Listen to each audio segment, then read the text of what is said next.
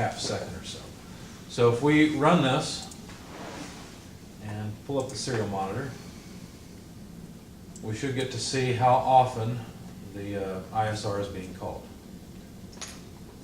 1,000. So that's 1,000 milliseconds because, well, no, it's 1,000 microseconds, which is 1 millisecond. Now, sometimes I get a little more, sometimes I get a little less.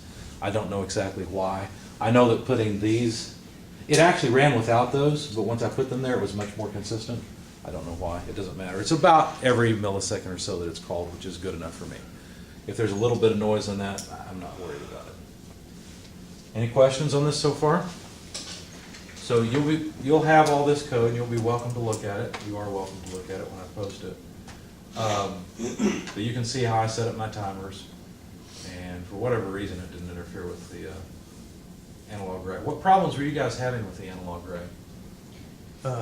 On timer 1, all analog write would ever do would be just like constantly on. So like analog write 255, no matter what you had in it. Did you, well, I know my analog write doesn't do that. Did you, what pin are you using on your analog write out? I think that one's number 10. Only certain pins can accept a pulse width modulated signal. I don't know if number 10 is one of them that can. I think Yeah, it is. It's on It is? a different frequency than like 5 and 6, I think. But Okay, the frequency is on is working better for our motor. sure. Well, I'm using pin,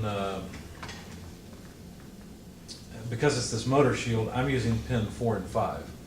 So whichever one of those, I think it's pin 5 is the pulse width modulated pin, yeah. So in fact, I can look up here. So you can see where it's at. Move it to 9. Yeah, there it is. And I don't need this anymore. Well, actually, no, I do.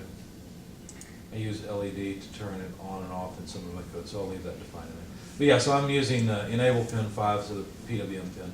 And oh yeah, here's where I put the note. Pin 3, 5, 6, 9, 10, and 11 can output PWM signals on the Atmega 168, which is the chip we're using for the Uno.